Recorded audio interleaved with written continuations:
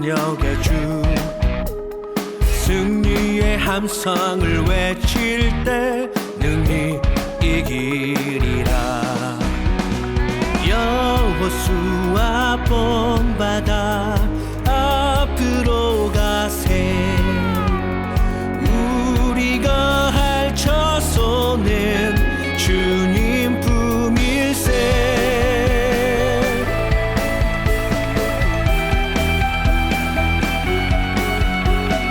우리 감당할 일이 보기엔 막막하고 오는 우리가 세상 앞에 메뚜기 같으나 주님 주신 약속은 흔들리지 않으리. 믿음의 눈으로 볼 때에 능히 이루리라. 여호수아 본바다 앞으로 가세. 우리가 할 처소는 주님 품일세.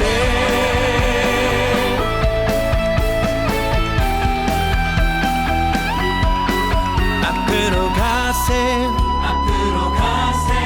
앞으로 가세. 앞으로 가세. 앞으로 가세. 앞으로 가세. 앞으로 가세. 앞으로 가세. 앞으로 가세. 앞으로 가세. 앞으로 가세. 앞으로 가세. 앞으로 가세. 앞으로 가세. 앞으로 가세. 여호수아 본바다 앞으로 가세. 우리가 할 처소는 주님 품일세. 여호수아 본바다 앞으로 가세. 우리가 할 처소는 주님 품일세. 여호수아 본바다 앞으로 가세. 우리가 할 처소는 주님 품일세.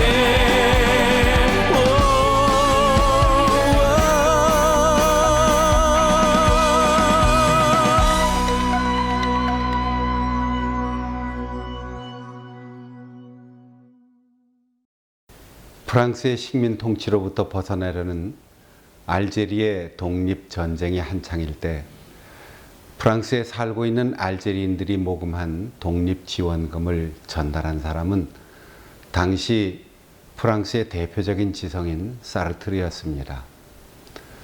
그가 프랑스 경찰의 감시와 규제를 피하여 국외로 빼돌려 알제리에 전한 자금은 독립운동에 필요한 무기를 구입하는 데 쓰였습니다. 그러므로 프랑스의 입장에서 볼 때 사르트르의 행위는 두말할 필요가 없는 민족적 반역 행위였습니다. 2차 대전의 영웅이며 국민들의 전폭적인 지지를 받고 있는 드골 대통령에게도 정부에 대한 불복종 운동과 식민 정책을 반대하며 비판하는 사르트르의 존재는 눈에 가시처럼 부담스러울 수밖에 없었습니다. 드골의 지지자들은 샹젤리제 거리에 나와서 사르트르를 처벌하라 외치며 시위를 했고, 대통령의 참모들은 계속해서 사르트르를 구속하라고 건의하였습니다. 그러나 아직도 장군으로 호칭되는 최고 권력자 드골은 이렇게 말했습니다. 그냥 놔두게. 그도 프랑스 사람이야. 볼테르를 구속하는 법은 없다.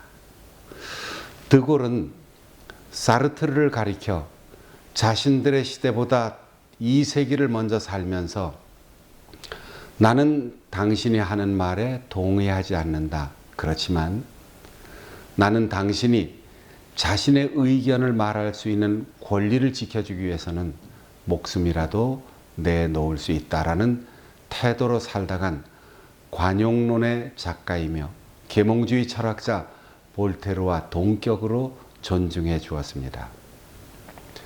이 때문에 역사는 두 사람을 함께 프랑스 국민에게 영원히 사랑받는 승자로 기억하고 있습니다. 인간은 이념이나 제도, 인종과 국적 등 먼저 규정된 본질보다 스스로 자신의 본질을 만들어갈 존재라고 본 사르트르의 지성과 서로 다른 가치관을 가진 사람들이 서로를 존중하고 공존할 수 있는 것이 내 조국 프랑스라는 드골의 관용이 위대한 지성인이 있는 나라에 위대한 대통령을 있게 한 것입니다. 프랑스 사람들의 기본적인 사고와 교육적 가치의 중심에는 우리말 관용으로 번역되는 똘레랑스가 있습니다. 똘레랑스는 수동적 개념의 너그러움이나 부드러운 태도에 그치지 않습니다.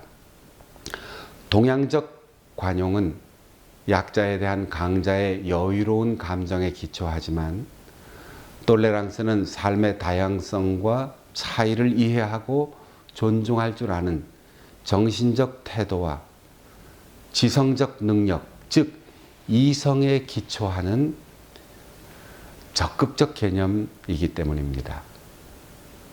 자신의 이념과 신념이 귀중하다면 남의 것도 똑같이 귀중하며 자신이 존중받기를 바란다면 남을 존중해야 한다는 것입니다.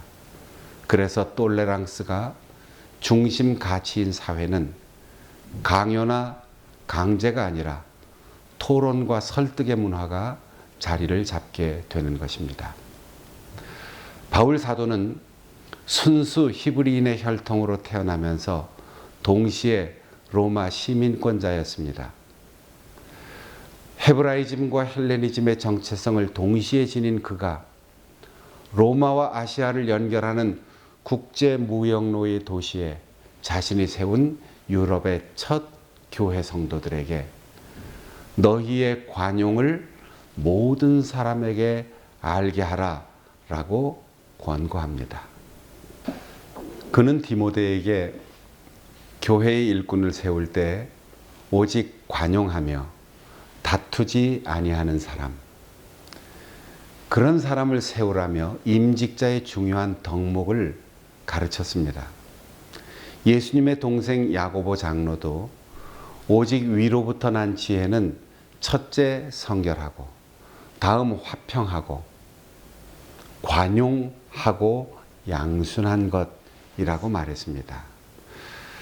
중국계 역사학자인 에이미 추는 고대 페르시아로부터 로마, 당, 몽골, 스페인, 네덜란드, 영국을 거쳐 오늘의 미국에 이르기까지 세계 제국의 공통점을 연구하면서 역사상 존재했던 세계의 초강대국들은 하나같이 관용적인 나라들이었다고 말합니다.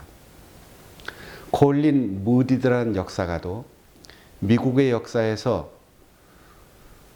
다양한 사람들이 와서 뒤섞이지만 미국을 미국답게 하는 것은 오직 개방성과 관용의 두 가지 기둥이라고 하였습니다. 로마인 이야기를 쓴 시오노 나나미도 로마는 지성에 있어서는 그리스인만 못하였다. 체력에는 켈트인이나 게르만인에게 비교할 수 없었다. 기술력은 에트루리아인만 못하였고 경제력은 카르타고인에게 뒤떨어지는 로마인이 대제국을 건설해 오랫동안 번영을 누릴 수 있었던 비결은 바로 로마의 개방성에 있었다라고 하였습니다. 민족, 종교, 인종과 피부색이 다른 상대를 포용하여 자신에게 동화시킨 로마인들의 개방성과 관용이 대제국을 이루게 하였고 폐쇄적 사회가 되고 관용이 사라질 때 제국은 몰락하게 되었다는 것입니다. 바울 사도는 관용할 수 있는 이유와 관용의 근거를 주께서 가까우시니라 라고 말합니다. 가깝다는 말은 물리적으로 가깝다는 뜻, 시간적으로 거의 다 됐다는 뜻, 그리고 계산적으로는 얼마 남지 않았다는 뜻입니다. 그것을 느끼고 믿고 적용하는 영성에서 관용이 나온다는 것이죠. 사람의 인격이나 훈련에서가 아니라 주님이 옆에 계십니다. 주님이 곧 오십니다. 세상이 끝날 때가 거의 되었습니다. 이것을 느끼고 믿고 적용하는 깊은 영성에서 관용이 나올 수 있다는 거죠. 오늘날 사회적 신뢰, 그것은 교회의 지혜도나 교리에서 오는 것이 아닙니다. 십자가의 사랑, 재림의 대망, 열정적인 헌신, 투옥된 외로움, 박해에 대한 두려움, 그 모든 감정을 다 내려놓고 깊은 영성에서 우러나오는 노사도의 권고, 차별 없이 모든 사람에게 관용을 드러내라 라는 말씀을 새롭게 인식할 때 가능한 것입니다. 다양한 환경에서 두려운 시대를 살고 있는 오늘날의 그리스도인들에게 필요한 것은 독선적인 우월감이나 전투적 승리주의가 아닌 똘레랑스입니다. 그리하면 하나님의 평강이 함께 할 것입니다. 우리가 함께 이 말씀 관용을 기억하면서 4가지 기도의 제목을 붙들고 기도하겠습니다. 첫 번째, 곧 오실 주님의 재림을 대망하며 살게 하옵소서. 두 번째, 내게 가까이 계신 주님과 동행하게 하옵소서. 세 번째, 나부터, 우리 교회부터 세상을 향하여 관용하게 하옵소서. 네 번째, 관용하는 모습을 보여줌으로, 드러냄으로 알게 하여 사회적 신뢰를 회복하게 하옵소서. 기도하겠습니다. 하나님 아버지, 우리가 그동안 교회의 역사와 교세와 그리고 사회적 영향력을 자랑하며 잘못된 신앙, 허영의 신앙에 물들어 왔음을 고백합니다. 하나님께서 하시라는 일만 하게 하시고 하나님께서 원하시는 일에만 집중하게 하시고 신앙의 본질에 우리 모두의 마음을 쏟게 하여 주시기를 원합니다. 우리가 사회적 신뢰를 잃었습니다. 세상이 교회를 걱정하고 있습니다. 우리는 하나님 앞에 바로 서지 못했습니다. 이제 내게 가까이 계신 주님과 동행하게 하시고 나부터 우리 교회부터 관용하게 하시고 관용하는 모습으로 사회적 신뢰를 회복할 수 있도록 도와 주옵소서. 예수님의 이름으로 기도하옵나이다. 아멘.